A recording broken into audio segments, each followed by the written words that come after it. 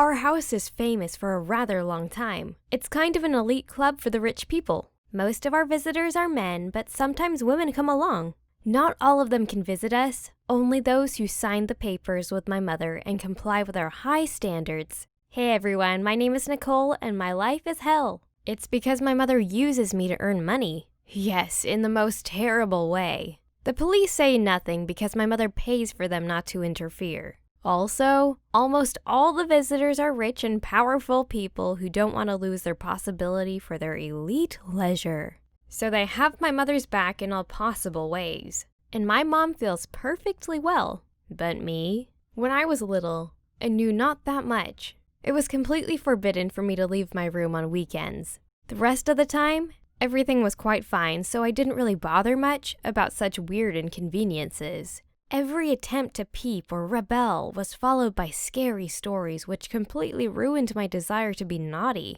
Yeah, the rest of the time I lived my ordinary life. I studied, hung out with friends, ignored my neighbors who kept gossiping behind our backs. Also, as my pastime, I used to dance. I really liked that, and I was good at it. Teachers were speaking about my amazing plasticity and sense of rhythm. My mother also praised me. What else does a child need for happiness? If only I knew how would everything end. I wouldn't make one dance move. Unfortunately, it was forbidden for me to leave my room during weekends, and I didn't suspect what kind of nightmare was happening in our living room. Then I celebrated my 17th birthday, and my mother decided that I was old enough to join her business. And also, I was pretty enough not to carry the tray or work in the kitchen. That's how I appeared in the cage. For those who have never been to a nightclub, I can explain everything. Well, the cage is not very big, but it's big enough to stand up and dance. Usually these cages are used for go-go dancers. They're locked inside for protection and also for drawing the attention of the visitors. That was the moment I found out that on the weekends, our house is transformed into a club for rich men.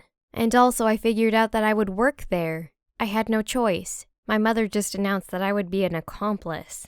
Every evening I was supposed to be locked in the cage and dance whether I wanted to or not. It was awful. I begged my mother to dismiss me. I promised to remain silent and keep my mouth shut about the club.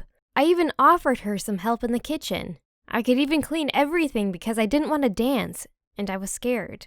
I wasn't afraid of performances. Anyway, I spent most of my life on the stage, but those eyes, the men which used to come there, looked at me not like the members of the jury. There was something in their eyes that made me choke and run as far as I could. They were dangerous. They threatened me even with their presence. I was glad I was in a cage and not in the middle of the crowd like the other girls. Though I can't say that for every other girl it was as scary as for me. Most of them enjoyed the attention, presence, and also drinks and touches of those men. Even my mother used her appearance to draw attention. And I just couldn't understand why she did that.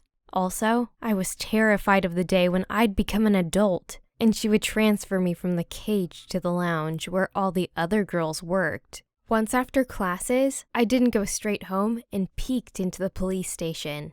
I was completely aware that if everything would go smoothly, my mother will be imprisoned and I'll end in some sort of boarding school, but I didn't care about all that. I could live there for several months till my adulthood. The police officers quickly explained to me why I should listen to my mother and be a good girl who keeps her mouth shut.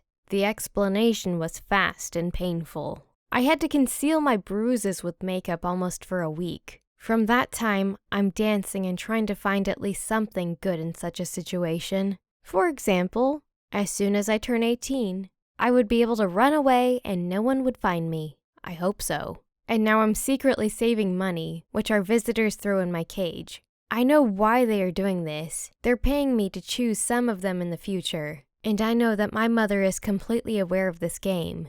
Otherwise, she would do something about it. And I'm not in the position to joyfully expose my donors. I need this money. I can't understand one thing. How could my mother, my closest person, do this to me? I can't believe that everything she has is not enough for her. Why does she exhibit me like some item in front of all these people? There are a lot of other girls who really love this. My mother keeps saying that I should be thankful. Also, she says that I must earn money for her because she raised me, brought me up, and didn't have any restrictions during that time. There's also something about helping the old ones, but every time I hear that, it just turns me off. At least she doesn't ask me to give birth to a baby. The only thing that bothers me at the moment is my fear that I'll lose the right moment for an escape. Then I even don't know how I would live after that. My daughter ought to be more thankful for everything I've done for her. Oh, apologies, I forget myself. My name is Ruth, and I'm Nicole's dear mother. I've never counted the money that I spent on my beloved daughter. I knew perfectly well that I had to give her everything she wanted. I mean, that's what my therapist said to me when we were discussing my own childhood. So Nicole had everything.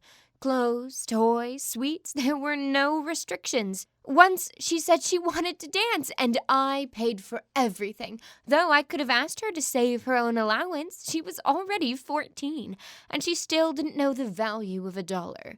I bought her dance outfits, dance shoes. I paid for everything, the coaching fees, the travel fees. We even took her to places that were overseas to dance. And all that money that she earned, she did have quite a good income for a teenage participant. She was free to spend as she saw fit. I don't know, maybe Nicole needs some more support, more love, some heart-to-heart talks. Maybe like a connection, something to ground her and make her feel part of, like, something bigger than herself. I guess like a family. It's too bad I'm the only family she has, but I gave her all of my attention and time that I had to give. If I did something wrong, it wasn't on purpose. I just had to make sure nothing would ever hurt her. I took any blow that was headed our way entirely on my own. When I was growing up, my parents were far from perfect. I wish they had done what I do for Nicole.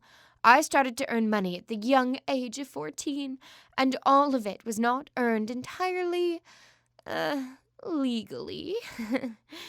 I could never have dreamed about opening up to them, spending time with them, cooking, eating, laughing, crying together. Pipe dreams. All I wanted was to turn invisible as soon as I came home. What parent could ever want to see their precious child live like that? But truly, I also couldn't understand my own daughter's complaints. I didn't ask for something impossible. All that I asked of her was to continue doing what she had been doing up till now. Help support her dear mother who loves her so deeply. She told me she likes to dance, and all she needed to do was dance. She could get great money and also potentially catch the eye of some powerful people. Make some connections for her future. Plus, I made sure she was entirely safe. No one could touch her because of the cage.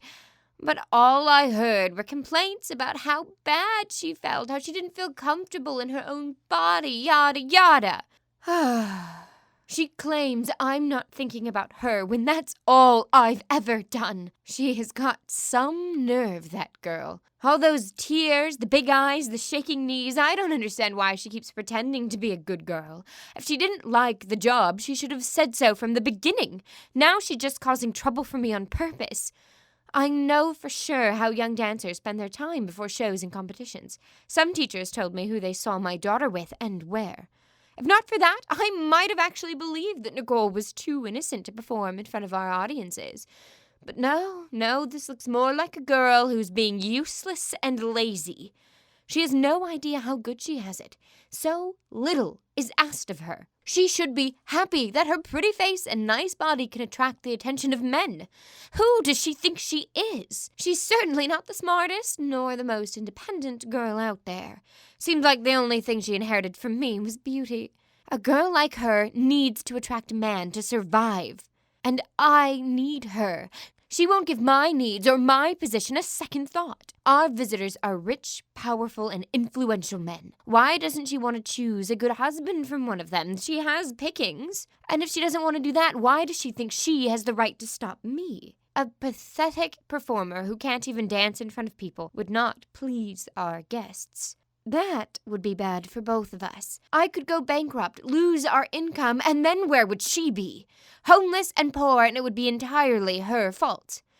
But as her mother, I have to support Nicole. I've always bought her expensive toys and clothes for her, pay for her education, her hobbies. But she only spends. It's all she thinks about. And she wants to remain a little innocent flower that gives nothing in return. Maybe it is all my fault that I don't want to live my life having to count every penny. Be forced to work as a grueling office worker with 3 jobs just to make ends meet. I'm trying to settle our lives and our future, but she refuses to see that. I didn't graduate from college and I barely have a high school education, so maybe I'm wrong, but my options here are limited. But Nicole could be at least thankful for everything I have given her. We'd love to hear all about your thoughts on the events and the characters in this story. Make sure you like the video, share it with your friends, and don't forget to subscribe so you don't miss future stories just like this one.